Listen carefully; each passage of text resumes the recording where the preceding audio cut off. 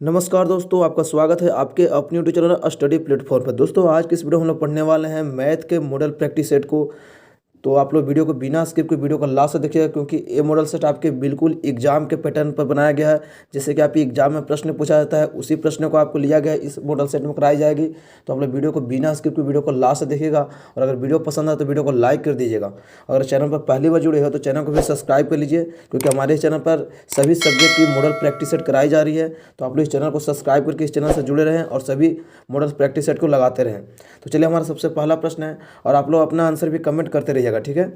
तो सबसे पहला प्रश्न हमारा है कि tan थीटा बराबर 1 है तो थीटा का मान क्या होगा। बताना है आपको कि tan थीटा बराबर 1 दिया हुआ है तो थीटा का मान क्या होगा। तो हमें कैसे निकालना होता है, जैसे ही tan थीटा बराबर 1 तो थीटा में मतलब tan कितना डिग्री का मान होता है 1। तो जैसे कि हमें पता है कि tan 45 डिग्री का मान होता है, तो हमारा थीटा का मान कितना हो जाएगा 45 डिग्री। ऑप्शन बी इसका बिल्कुल सही जवाब हो जाएगा। तो चलिए हम अगले प्रश्न की ओर बढ़ते हैं। हमारा 2 नंबर प्रश्न पूछा गया है कि एक भुजा वाली समबाहु त्रिभुज का क्षेत्रफल क्या होता है। अब बताना आपको कि एक भुजा वाली समबाहु त्रिभुज का क्षेत्रफल क्या होगा। तो समबाहु त्रिभुज का क्षेत्रफल का फॉर्मूला क्या होता है, जैसे कि हमें पता है कि √3/4 क्या होता है, √3/4 भुजा स्क्वायर होता है, गुना भुजा स्क्वायर ये होता है ना। तो हमें भुजा के जगह पर क्या रखना है, तो भुजा के जगह पर हम रखना है एक्स। तो हम भुजा के जगह पर एक्स रखेंगे तो हमारा एक्स स्क्वायर हो जाएगा, मतलब √3/4 इंटू एक्स स्क्वायर। कौन सा ऑप्शन में हमारा है, ऑप्शन बी इसका बिल्कुल सही जवाब हो जाएगा। तो √3/4 एक्स स्क्वायर वर्ग इकाई। तो चलिए हम अगले प्रश्न की ओर बढ़ते हैं। हमारा अगला प्रश्न है कि ताश के क्या दिया, 52 ताश के पत्तों की एक गड्डी को अच्छी तरह से फेंट कर उसमें से यादृच्छा एक पत्ता निकाला जाता है, तो इसके रानी आने की प्रक्रिया क्या है। तो हमें एक परीक्षा से क्वेश्चन पूछा गया है। तो जैसे कि हमें पहले पता होना चाहिए कि परीक्षा बराबर पी बराबर क्या फॉर्मूला होता है। तो हमारा पी यानी परीक्षा बराबर होता है NE/NS। क्या होता है, NE/NS। आपको ये फॉर्मूला को याद रखना होगा। अब NS क्या हमारा होता है और NE क्या होता है। NE जो हमारा घटित जो घटना होता है उसमें लेते हैं। तो हमारा रानी आने की परीक्षा पूछा है ना, तो रानी कितना होता है हमारा, तो 52 ताश में से हमारा 4 पत्ता होता है रानी का, और टोटल हमारा क्या होता है जो NS दिया हुआ है 52, ठीक है। जो NE हमारा 4 हो गया और NS हमारा 52 हो गया। जैसे इसे काटेंगे हम तो 13 से कटेगा, मतलब हमारा परीक्षा क्या निकल के आ जाएगा 1/13। तो आप लोग इस तरह से परीक्षा को निकाल सकते हैं। हमारा ऑप्शन डी इसका बिल्कुल सही जवाब हो जाएगा। तो चलिए हम अगले प्रश्न की ओर बढ़ते हैं। अब तो हमारा अगला प्रश्न है 59 नंबर, जिसमें पूछा गया है कि PE बराबर 0.08 है तो PE डैश क्या होगा। इसके लिए आपको एक फॉर्मूला याद रखना होगा कि कैसे बनता है। तो आपको एक फॉर्मूला याद रखना है क्या कि PE प्लस PE डैश क्या होता है, PE प्लस PE डैश बराबर होता है हमारा 1 होता है। मतलब परीक्षा प्लस परीक्षा नहीं होने की क्या होता है, बराबर दोनों को जोड़ते हैं तो योग हमारा 1 होता है। तो हमारा परीक्षा का मान दिया हुआ, मतलब PE का मान दिया हुआ कितना, तो 0.08 दिया हुआ है, ठीक है। हमसे पूछा है PE डैश, तो PE डैश को निकाल लेते हैं इस तरह से, और हमारा 1 हो गया, मतलब 0.08 इधर आके घट जाएगा। तो PE डैश बराबर हमें क्या निकल के आ जाएगा, एक में से हम जैसे 0.08 को घटाएंगे तो हमारा क्या बचेगा। तो हम इस तरह से निकालें तो हमारा 0.92 निकल के आ जाएगा। PE डैश बराबर क्या हो जाएगा, PE डैश का मान क्या आ जाएगा 0.92। ऑप्शन ए इसका बिल्कुल सही जवाब हो जाएगा। तो आप लोग इस तरह से आप लोग इसे याद रखिएगा, PE प्लस PE डैश बराबर 1। तो चलिए हम अगले प्रश्न की ओर बढ़ते हैं। 60 नंबर प्रश्न पूछा गया है कि 1 + tan square theta plus 1 + coat square theta बटा में दिया हो तो क्या हमारा बनेगा। जैसे कि हमें पता है कि 1 + tan स्क्वायर थीटा का फॉर्मूला क्या होता है, तो हमारा होता है सेक स्क्वायर थीटा। तो हम सेक स्क्वायर थीटा लिख सकते हैं इसके जगह पर, और 1 + कोट स्क्वायर होता है कोसेक स्क्वायर थीटा। तो कोसेक स्क्वायर थीटा इसके जगह पर हो गया, ठीक है। इसके बाद हमें क्या करना है, तो सेक स्क्वायर थीटा को लिख सकते हैं 1/कोस स्क्वायर थीटा। क्या हो जाएगा 1/कोस स्क्वायर थीटा, और कोसो को लिख सकते हो 1/साइन स्क्वायर थीटा। अब साइन जैसे सबसे नीचे तो ये सबसे ऊपर चला जाएगा, तो सबसे ऊपर जाएगा तो हमारा क्या बना लेगा साइन स्क्वायर थीटा, और नीचे हमारा रह जाएगा कोस स्क्वायर थीटा। अब हमें पता होना चाहिए कि साइन स्क्वायर थीटा बटा कोस स्क्वायर थीटा वाला क्या होता है, तो tan स्क्वायर थीटा। कौन सा हमारा ऑप्शन सही हो जाएगा, ऑप्शन ए बिल्कुल सही जवाब हो जाएगा, tan स्क्वायर थीटा। तो चलिए हम अगले प्रश्न की ओर बढ़ते हैं। 61 नंबर प्रश्न पूछा गया, हमें रेकरिंग से प्रश्न पूछा गया कि 0.5 पर रेकरिंग है तो इसे हम भिन्न के रूप में किस तरह से लिखेंगे। तो इसे हटाने के लिए सबसे पहले क्या करना होता है कि हम दशमलव हटाएंगे, और हम रेकरिंग जब हटाते हैं तो हमारा जितना संख्या पर रेकरिंग रहता है उतना हम नीचे क्या बिठाते हैं 9 को लिखते हैं। हमारा अगर एक संख्या पर रेकरिंग है सिर्फ 5 पर है तो 1 9 लिखाएगा, अगर 2 अंक पर रहेगा तो हमारा 2 9 लिखाएगा। तो हमारा कितना आंसर इसका हो जाएगा 5/9। ऑप्शन ए इसका बिल्कुल सही जवाब हो जाएगा। तो चलिए हम अगले प्रश्न की ओर बढ़ते हैं। हमारा पूछा कि बहुपद 2x² प्लस 5x माइनस 12 का घात क्या होगा। अब हम इसमें बताना कि इस बहुपद का जो 2x² प्लस 5x माइनस 12 दिया है उसका घात क्या होगा। घात क्या होता है, जो सबसे ज़्यादा पावर में हो तो उसी को घात बोलते हैं। तो सबसे ज़्यादा पावर में कितना दिया हुआ 2 है। अगर सबसे ज़्यादा पावर में 3 रहता तो हमारा घात 3 होता है, अगर 2 है तो हमारा घात कितना हो जाएगा 2 हो जाएगा। ऑप्शन बी इसका बिल्कुल सही जवाब हो जाएगा। तो चलिए हम अगले प्रश्न की ओर बढ़ते हैं। अब हमसे पूछा गया कि √7 क्या है। आपको बताना है कि √7 क्या है, परिमेय संख्या, अपरिमेय संख्या या प्राकृत संख्या, इनमें से कोई नहीं। तो हमारा राइट ऑप्शन क्या हो जाएगा, ऑप्शन बी इसका बिल्कुल सही जवाब है कि √7 अपरिमेय संख्याएं होती है। तो आप लोग याद रखिएगा कि जो भी रूट से अगर बाहर नहीं निकलता है वो हमेशा अपरिमेय संख्या बना लेती है। ठीक है, तो चलिए हम अगले प्रश्न की ओर बढ़ते हैं। हमारा अगला प्रश्न पूछा गया है कि x into x² plus 2x बराबर क्या होगा। तो हमें सिर्फ गुना करना है। क्या करना है, तो हमें x में x² से गुना करेंगे तो हमारा x³ बन जाएगा। क्या बनेगा, x³ प्लस फिर क्या हमें x में 2x से गुना करेंगे तो हमारा क्या बना लगेगा 2x²। तो हमें सिर्फ गुना करना था। हमारा कौन सा ऑप्शन इसमें बनेगा, तो हमारा ऑप्शन है इसका बिल्कुल सही जवाब हो जाएगा x³ प्लस 2x²। तो चलिए अब हम अगले प्रश्न की ओर बढ़ते हैं। हमसे पूछा गया इसमें कि 28 तथा 72 का मसा क्या होगा। तो 28 तथा 72 का मसा क्या होगा, मसा कैसे निकालते हैं, तो सबसे पहले हम 28 को तोड़ते हैं। तो 28 को तोड़ेंगे तो कैसे टूटेगा हमारा 2 गुना 7। ठीक है, 28 टूट गया। वैसे ही 72 को हम तोड़ लेते हैं। तो 72 को तोड़ेंगे तो ऐसे टूटेगा 2 गुना मतलब 2 दूनी 4 हो गया, फिर 3 तिया 9, 9 दूनी 18, दूनी 36, 36 दूनी 72, इस तरह से टूट जाएगा। ठीक है, अब हम देखते हैं कि हमें क्या दोनों में कॉमन है। दोनों में क्या कॉमन मिलता है, ये 2 मिलता है और ये 2 मिलता है। बाकी इसमें से 7 एक है तो 7 नहीं मिलता। तो हमारा HCF वही होता है जो दोनों में कॉमन होती है। तो हमारा 2 गुना 2 मतलब 2 को 2 मिल गया, इसलिए 4 इसका ऑप्शन बिल्कुल सही हो जाएगा। HCF क्या हो जाएगा 4। तो आप इस तरह से मसा निकाल सकते हैं। ठीक है, चलिए हम अगले प्रश्न की ओर बढ़ते हैं। हमारा अगला प्रश्न पूछा है कि बहुपद x² माइनस x प्लस 1 के शून्यांकों का योग क्या होगा। हमें बहुपद यह हो कि x² माइनस x प्लस 1, तो शून्यांकों का योग क्या होगा। तो शून्यांकों का योग मतलब क्या पूछा है कि अल्फा प्लस बीटा। तो अल्फा प्लस बीटा का हमें फॉर्मूला याद रखना होगा, क्या होता है, तो -b/a होता है। क्या होता है, -b/a। अब -b हमारा b का मान कितना दिया हुआ है, जो हमारे x के आगे दिया तो -1 है। तो -1 हमारा क्वेश्चन में माइनस फॉर्मूला में था, सिर्फ प्लस हो जाएगा, माइनस माइनस हो जाएगा प्लस। और 1 ए का मान कितना दिया हुआ है, तो जो x² का आगे रहता है 1 दिया तो 1, तो 1/1 बराबर क्या हो जाएगा 1, हमारा आंसर हो जाएगा ऑप्शन ए इसका बिल्कुल सही जवाब हो जाएगा। शून्यांकों का योग 1 हो जाएगा।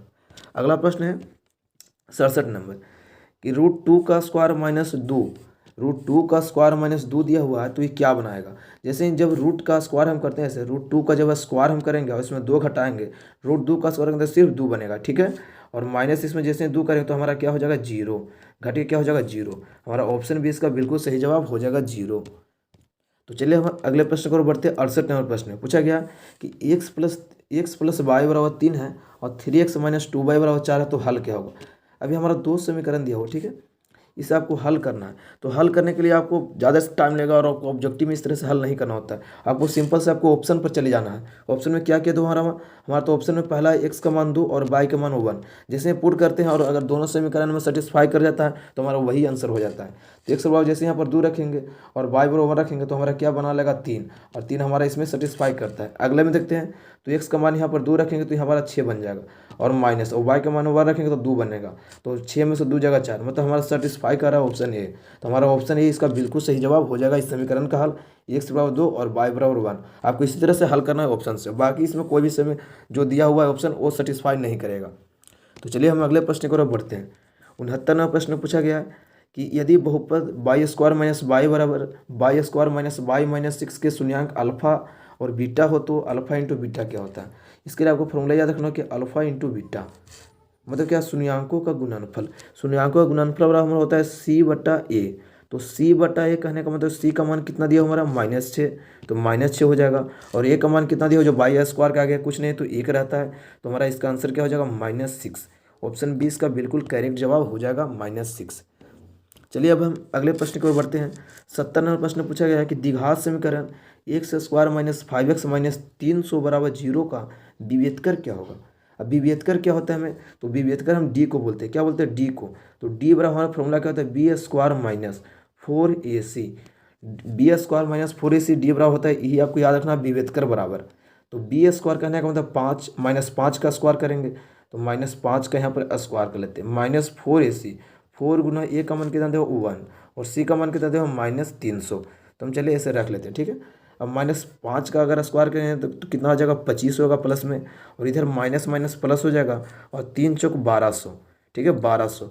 अब 1200 इधर है और 25 इधर है, दोनों जोड़ेंगे हम तो कितना हमारा आ जाएगा 1225। तो 1225 हमारा राइट ऑप्शन हो जाएगा ऑप्शन ए, ठीक है। आपको इस तरह से निकालना है विभेदकर। तो चलिए हम अगले प्रश्न की ओर बढ़ते हैं। हमारा अगला प्रश्न है 71 नंबर।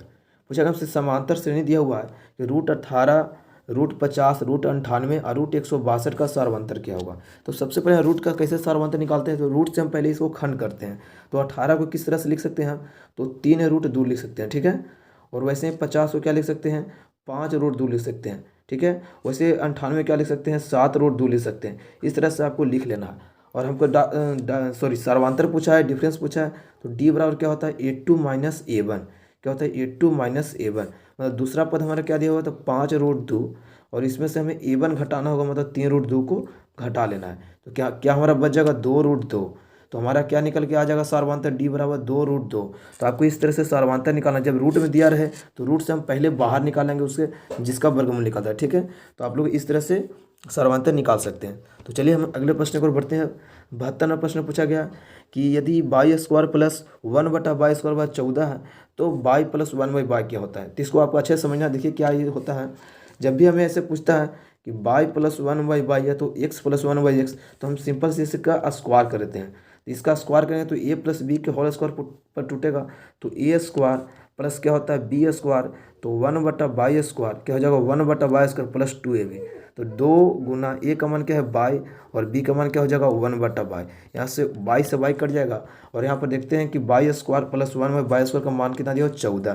तो यहाँ पर लिख देते हैं 14, और प्लस में हमारा क्या है 2 दिया हुआ, तो क्या हमारा बना लेगा 16। लेकिन हमें पूछा है कि इसका मान y + 1/y का मान पूछा है, y + 1/y। तो ये हमारा जो हमारा स्क्वायर है कहाँ चला जाएगा, रूट में चला जाएगा। तो रूट में जैसे हम करेंगे तो 16 का क्या निकलेगा, +-4। क्या निकलेगा, +-4। ऑप्शन डी हमारा बिल्कुल सही जवाब हो जाएगा, +-4। तो आप लोग को इस तरह से निकाल लेना है, ठीक है। तो चलिए हम अब अगले प्रश्न की ओर बढ़ते हैं। हमसे अगला प्रश्न पूछा गया 73 नंबर कि यदि समांतर श्रेणी का nवां पद 6n - 2 हो तो पहला पद क्या होगा। अब हमें पूछा है कि nवां पद कितना दिया हुआ 6n, मतलब nवां पद कहने का मतलब an बराबर दिया हुआ, कितना दिया हुआ 6n - 2। हमें कहता है पहला पद क्या होगा, तो पहला पद में तो कहना है कि मतलब है कि n का मान 1 रखना है।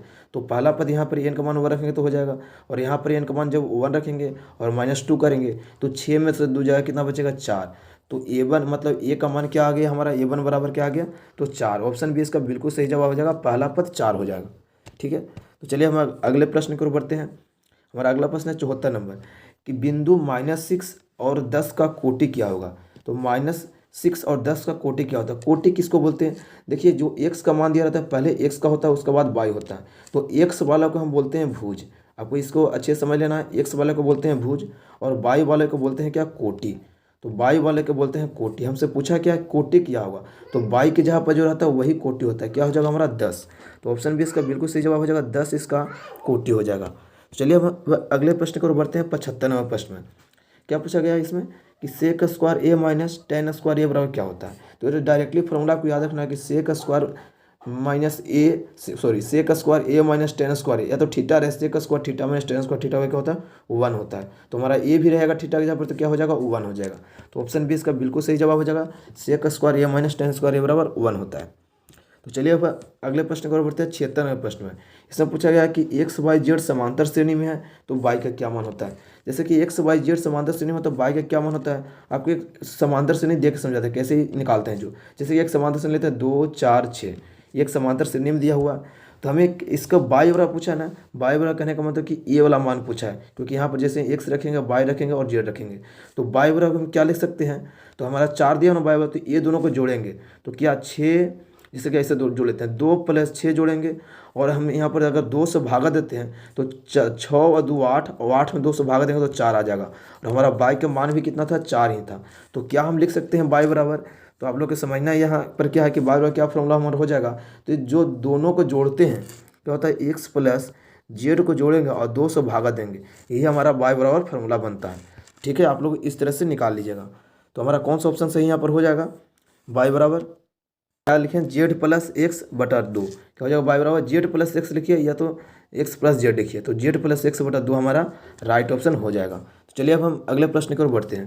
तो चलिए हमारा अगला प्रश्न है 77 नंबर, जिसमें पूछा गया कि sine A into cosec A बराबर क्या होता है। मतलब sign A Guna cosec A बराबर क्या फॉर्मूला बनेगा हमें, जैसे कि हमें पता होना है कि साइन ए इंटू जब गुना करते हैं कोसेक ए के साथ में तो हमारा 1 बना लेता है। क्या बनाता है? 1। तो हमारा sine A into cosec A बराबर क्या हो जाएगा? 1। इसका बिल्कुल सही जवाब हो जाएगा ऑप्शन ए।